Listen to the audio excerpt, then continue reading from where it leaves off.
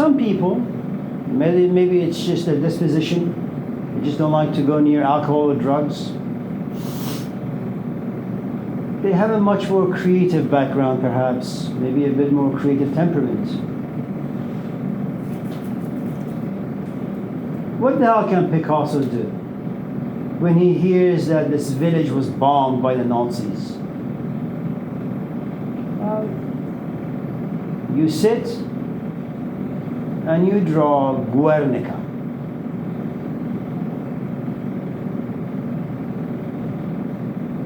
I can't do much about politics, but I'll write a book about justice. You like that? I can't change the educational system, but I'll write a book about education manifesto.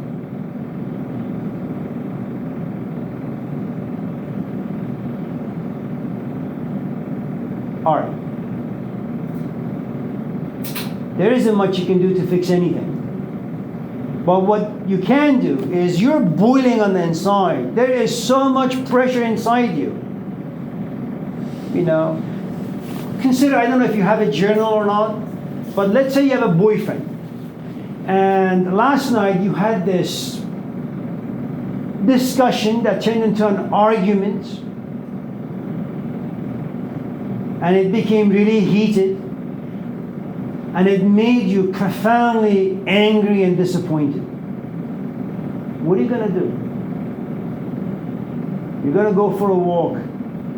You have your backpack on your shoulders. You're going to find the next Pete's.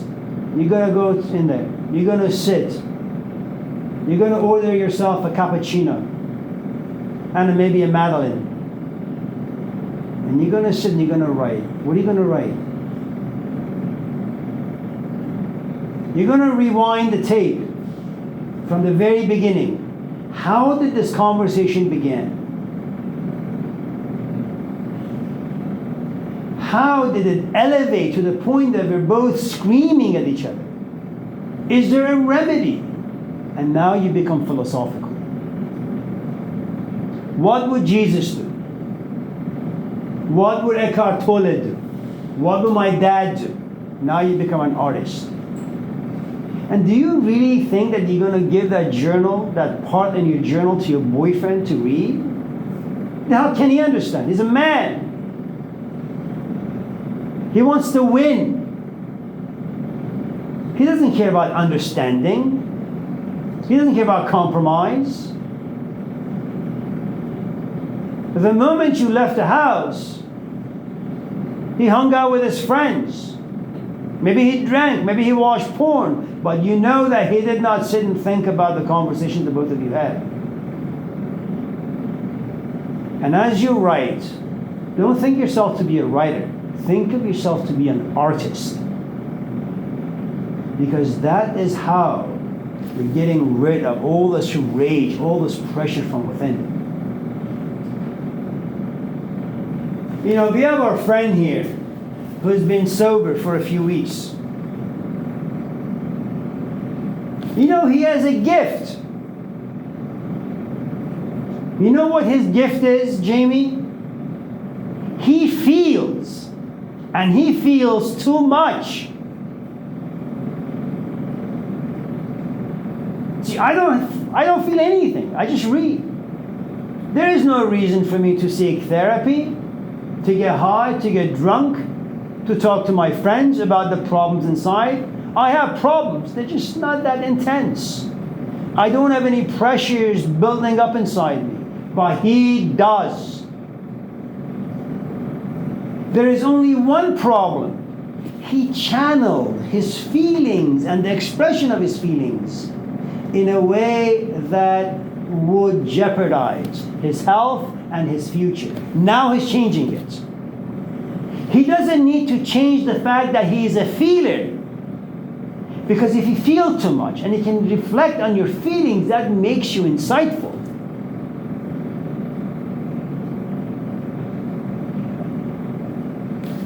But what drugs do is that they push down the feelings. And the assumption is they're never going to come back up. And the truth is they will. I mean, I don't know how many of you have read Will Smith's, some of the things that have been out about him, about his father, being a drunk, being violent, pushing his mom around. As a kid, you watch this, what can you do? It leaves a mark. And why does he act? As long as you keep yourself busy, you're not going to think about your past. But what happens to you? You're sitting at the Oscars, you're just sitting. You laugh at stupid jokes. And there comes a moment where you say, I can no longer contain myself. And I don't even think that most of us, when we kind of just flip, we go nuts, we're aware, it just happens. The instincts kick in. So for Freud, you use art. Any kind of art, doesn't really matter. Whether it's building a fence, building a shed, writing a book, or becoming a Da Vinci. None of those things matter. It's a way to escape certain emotions.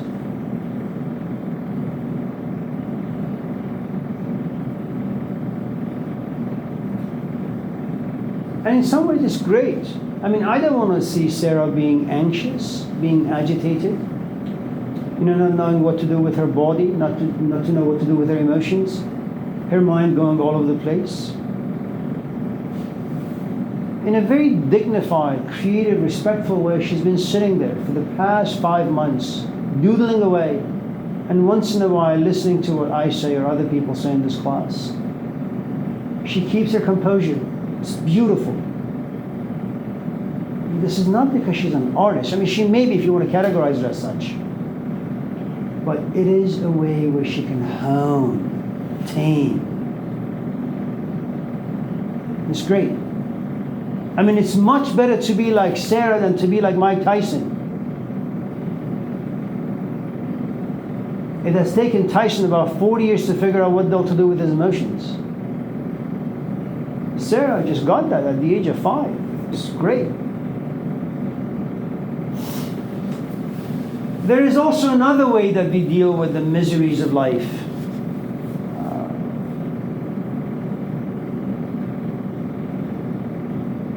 Some people ask, why is my father an idiot? And they smoke it away. Some people ask, why is my father an idiot? They'll paint it away, write it away. Some people ask, why is my father an idiot? And they go directly to God. So you have people who are physical, they do drugs, for example. You have people who are emotional, they go to, say, painting and creative arts. And some people become religious. How the hell do you explain all the horrors of humanity? Maybe God has a reason. We may not be aware of it now, but maybe there is a reason to all the tragedies that happen. I mean, imagine all the awful relationships you're in. Well, we can't leave. I mean, if you could, it would be terrifying. But what do we do with them? Maybe God has put me in this relationship so I can learn something from it.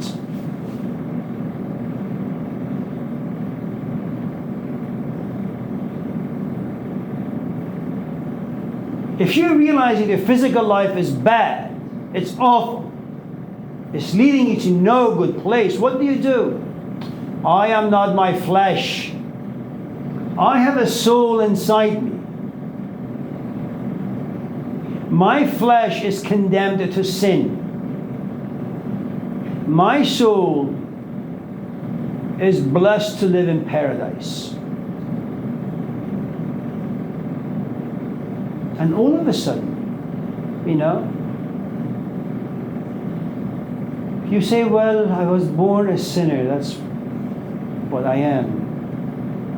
But my life down here, my imprisonment down here is temporary. They tell me I'll be released from this prison around 2025. Then my soul will go back home. and you've solved the problems of what exactly you should do down here. Just live out your life the best you can, and then you'll see God.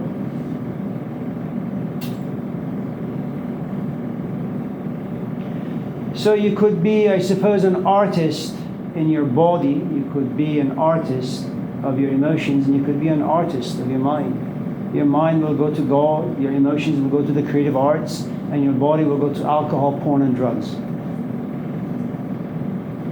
All of us in this class. Why are you here, Jamie? Why are you in this class? I don't think you should put yourself on a pedestal.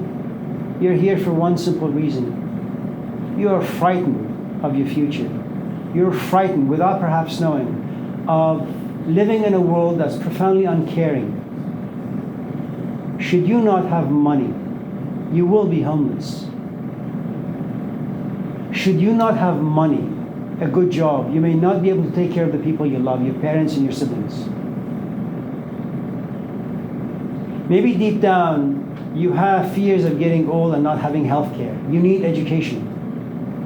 Maybe this class excites you. Maybe some days it inspires you. Maybe it's interesting.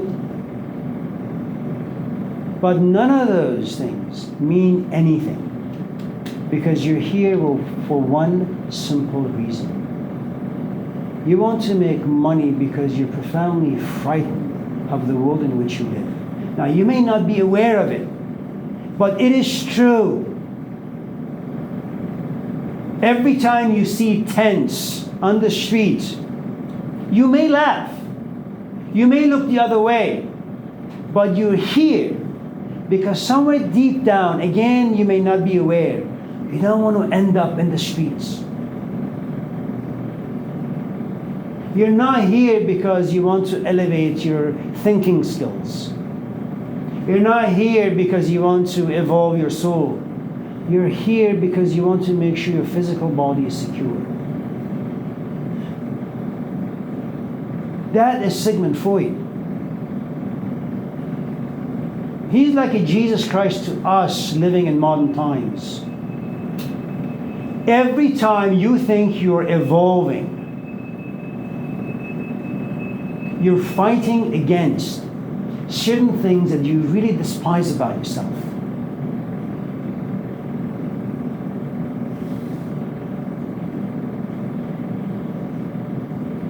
What function does art play in human life?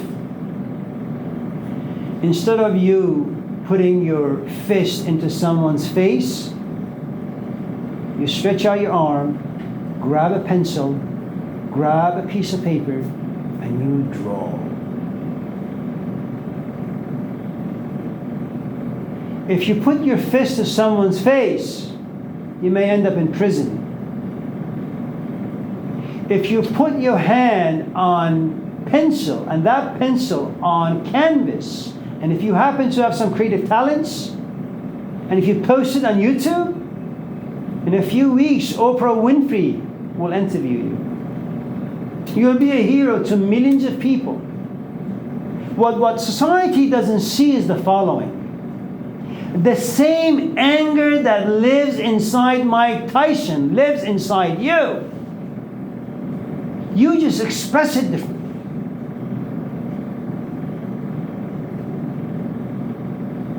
The same boredom that lives inside him, inside me, lives inside you. You just happen to be more talented. Maybe your parent was a musician. Maybe you just had a really nice background that I didn't have. That's the only difference. Maybe I could have also expressed my emotions differently if I had a better father, a better mother, a more privileged life.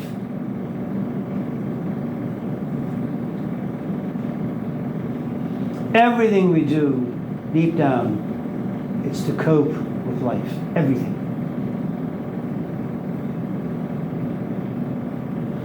What, you think I went to school and did philosophy because what? I have a great soul inside me? Because I have a very refined intellect? Of course not.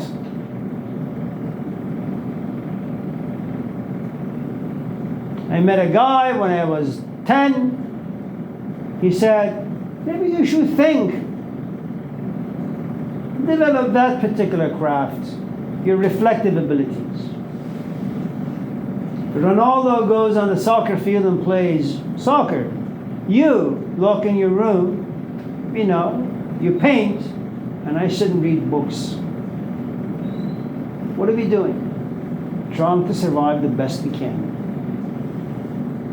Survive from the horrifying fact that you were just thrown into this world and you got to figure things out. Survive the horrifying fact that no one is out there to help you. They can't. You have to do this journey all by yourself, and you have to wing it. And you're going to make a lot of mistakes. Survive the horrifying fact that you have to be amongst people who don't know you, who don't care to know you. And just in case you're lucky enough to win the lotto, they will figure out where you live, slit your throat, and take your money.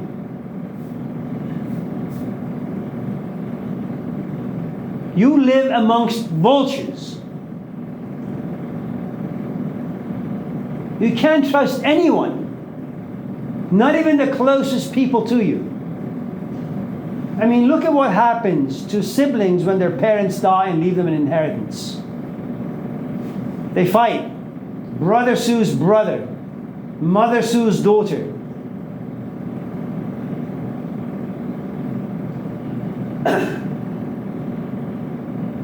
And you have to sell yourself to a job you don't care for. Why? Make money. For what? Rent a place, which will never, ever, ever be a home. Filled with sofas and plates and chairs and few books, and you invite some friends. At the end of the day, you sit back and you say, the hell.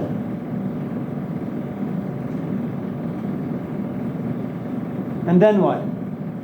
You become like Mark Twain. My back hurts. Why didn't God make me like a chimp? They don't have a backache. Then you go blind and you say, why didn't God make me like an owl where I could see things?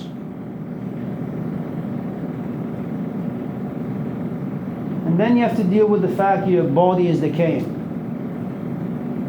You have to do all of this, Jamie, in one single lifetime. I bought a bike a couple days ago. There's a video that comes with it. How to put it together.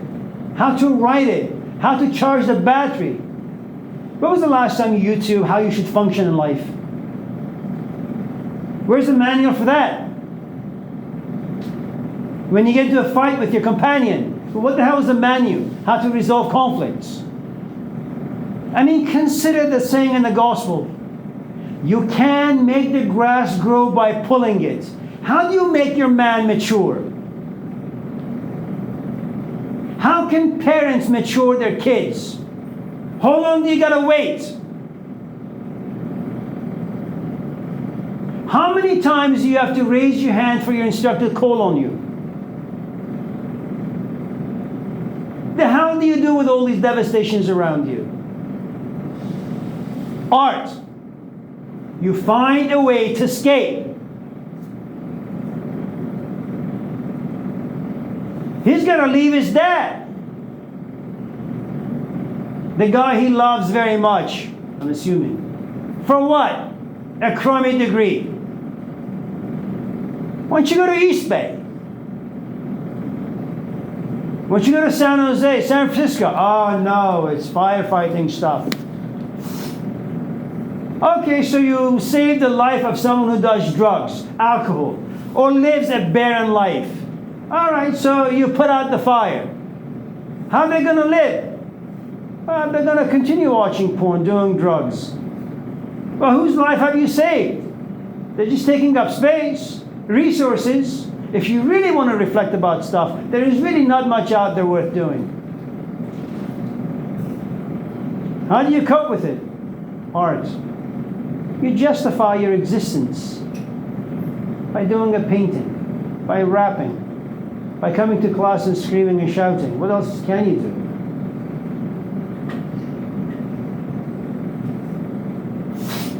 Getting upset.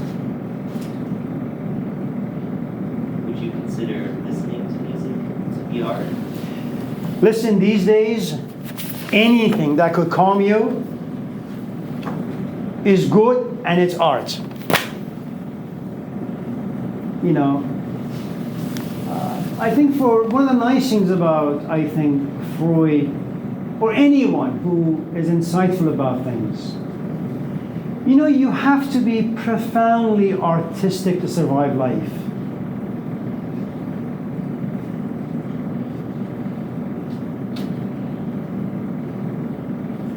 Almost all parents are artists. You know, you take your kid out, let's just say to eat food, and for no reason your kid just screams at you. But what do you do? As a mom, as a dad, you become an artist. Forgive them for they know not what they do. You summon up the courage. You inspire yourself to turn the other cheek. When your father helps you pack your stuff and then drives you to Chico, he has to be profoundly artistic not to show emotions. Son, you'll prosper here. Call me when you can. What, you think he's not going to miss you? He's the guy. He wants to cry, he wants to hold you, maybe kiss your forehead, while he shakes your hands, gives you like this rugged hug, and send you your way. And he has to swallow all the emotions that are running inside him while. If that is not being artistic, I don't know what is. Consider some of you in this class who are now bored out of your mind because none of the things I'm saying is interesting. What are you doing? You're sitting in your chair respectfully, in a very dignified manner.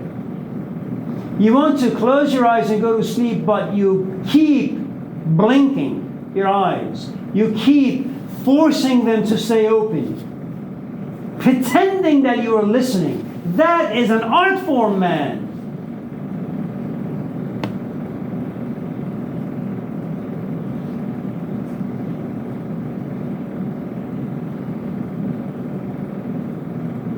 Sarah, she works this weekend. It's going to be warm. She's going to have to deal with 1,000 kids. You don't think there are moments she wants to go to one of them and just slap him? Of course she does. Well, you won't get a better artist than this. It's okay, honey. What can I do for you? Let me help you look for your parents. Here's the candy. I can give you a hug. Oh, here's a free ride.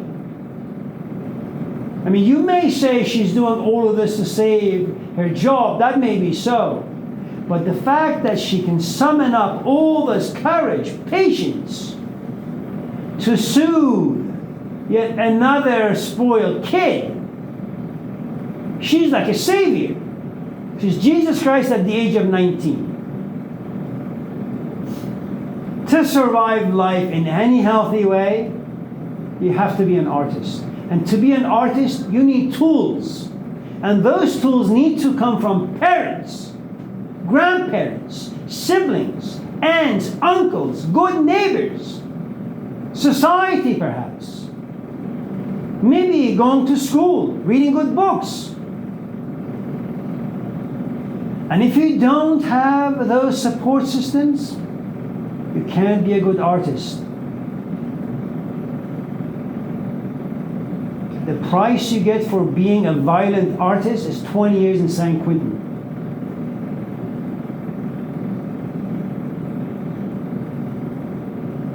Now, for those of you who look at your parents, or you go out there to like coffee shops and you see this couple who are in their 50s, drinking coffee together, but not talking. Maybe you can kind of just feel that they just hate each other, but they're nevertheless married. You have no idea what it takes to be in a long-term relationship. You really don't. You start with love, then you go to work, you come home at 6, you're tired, you're exhausted, you got no soul, no passion living inside you, and there is no dinner. Or if there is dinner, it doesn't taste good. Or if everything is fine, you're just exhausted and tired of life, man. And somehow you have to look at your wife, you have to look at your husband, you have to look at your kids, and pretend that things are okay. Do you know the wear and tear on your body after 20 years of doing that? Parents, not parents today because, I mean, they're good, don't get me wrong, but your parents, your grandparents with no fridge, no oven, no dishwasher, not having a car, traveling a great distance to get a job, to come back home, and still being able to survive life. And what kept them going for the most part was the religious components, social etiquettes. You remove all of that, you just have a bunch of savages running around.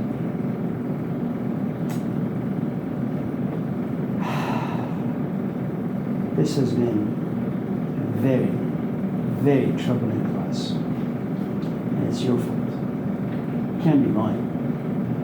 I'm usually positive, profoundly uplifting. You have 10 minutes. I want to talk about paying attention and where blind spots get in the way of that.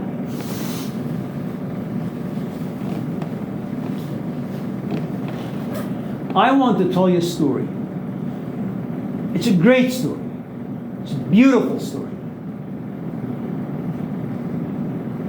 It's copyrighted, but I give you freedom to use it anyway and anywhere. That is very little. Excuse me. I didn't get what she said. Oh, you didn't hear? Oh, please. I asked if you would talk about. Let me drink my coffee. And where our blind spots get in the way of that.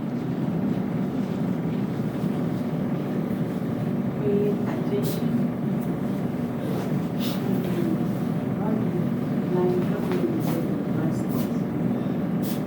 Blind spots like things that we can't. I know.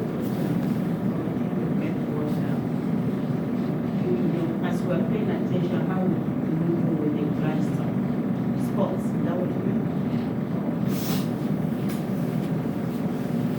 I was with this young woman. This is like my younger days, like 80 years ago. We've been together for, I think, a few years. Once in a while, she would say, "What are you doing?" "You're having food." I said, "No, I know that, you idiot. What are you doing?"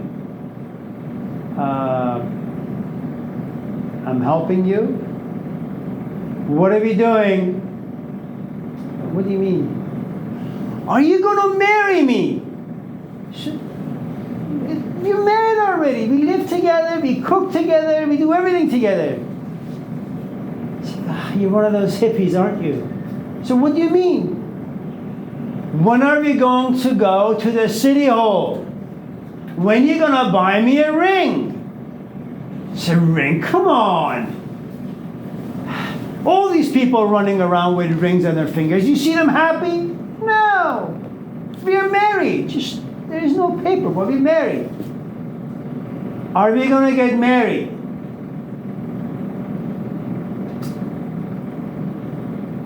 So yeah, okay. And that would, what Freud says, sublimation. How do you push certain emotions down so you can't see them, whether in yourself or other people? What she wants to hear is, "Yes, we'll be married." And I want to have dinner, man. I'm hungry. I'm starving. Okay? And if I didn't say yes, the conversation would turn into a debate would turn into a fight. And then I'd have no dinner, sleep on the sofa, or maybe just kicked out. That would be devastating. So how do I silence her? Of course, honey, I love you. You know I love you. I will do anything for you. You want to get married? We'll get married. Yes. Days pass by. I says, so, when we get married, how long do you think I have to wait until we have children? Children! Well, can't we just start with the marriage? Well, I'm like 90. When I hit 91, I can no longer have children. Can you give me a date? Honey, the moment we get married, we'll have kids right away. And this kept going back and forth, back and forth, back and forth. Until one day I come home. I say, Sarah! Sarah! There's no answer. Sarah? There is no answer. I go to the bedroom. The closet door is open. I look, her clothes are gone. Then I begin to look at other places. Everything is gone. I go to the study and there is this note on my desk. To my dearest professor, Amir Sabzavari. Let me begin by saying I love you, but you suck. I've been waiting and waiting and waiting. I don't really think you know what you want. And I'm tired. I don't want to wait. I want marriage. I want kids. I want a family with you. But the way you're going, you're like a turtle, man. It's going to take you 10,000 years to say yes. Do not come looking for me until you know what you want. Because I don't want to wait. I love you. I'll miss you. I'm going to cry for the next 10 months. But I can't wait. I'm tired. So that night, I know you guys have to wait, but this is a juicy story. So that night, I went on this quest to find her. I got into my car, and I drove to all the coffee shops that we had ever been to, and all the restaurants. After 7 hours of searching, unsuccessfully, I say, the hell with it. I'll start again on this journey tomorrow. As I'm taking the exit, I see a Lexus, not a Lexus, a car called Lexus, driving this other way. She says, wait, that's my car. I had 2 cars, okay? I turn around, I go really fast. And I say, where could she go? Say, yes! Piedmont Avenue. Gaylord's. It's not shut down by, what's that ice cream shop? Fenton's. And I see her sitting, having a mocha, and she has a tissue in her hand, weeping like a 2-year-old. I am sorry. Let's go home. No, I'm not going anywhere with you. I get on my knees. Please, let's go home. You know I can't cook and I'm hungry. I'm just kidding. Let's go home. We'll go to the city hall tomorrow. We'll have this great, wedding, and we'll have a family.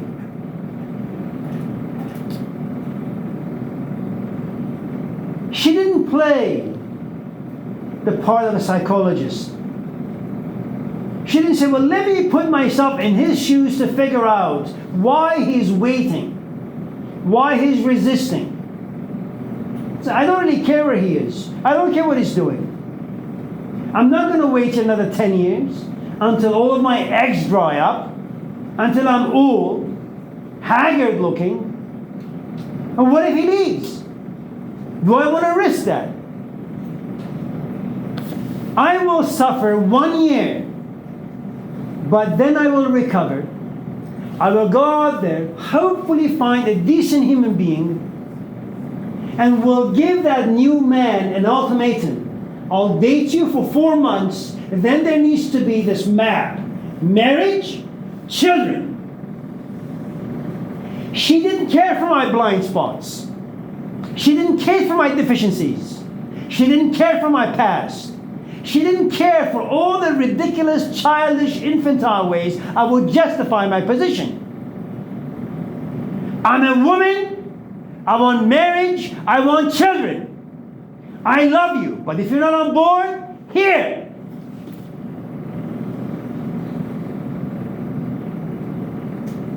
And I was forced to become civilized. Don't ever care for another's blind spots unless they're your parents or your kids.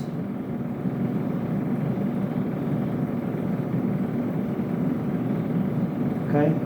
But always pay attention to your own blind spots. Be responsible for them. You will never know me. Okay? This is the world of Caesar, and you're not Jesus Christ. Do not turn the other cheek. Do not forgive. Who's that idiot? Denzel Washington. Who are we to condemn? You have the Spirit of God inside you, man. You have intelligence. You have brain neurons. Think. Make observations. If that is your approach, well, why do you condemn racists? Why do you condemn bigots? Why did you have any revolutions to create a better social environment? Because you condemn certain behaviors. If the image of God lives inside you, that becomes symbolic of wisdom. If you have wisdom, use it. If I'm a woman and I'm 35, okay, and biology tells me I got 3 good years for my eggs to blossom into children, I ain't got time to wait for a stupid man to make up his mind. I'd rather suffer, okay, for 1.5 years, cry every goddamn night, and eventually be free of an immature imbecile, and go out there and hopefully find a human being who will marry me, who will have children with me.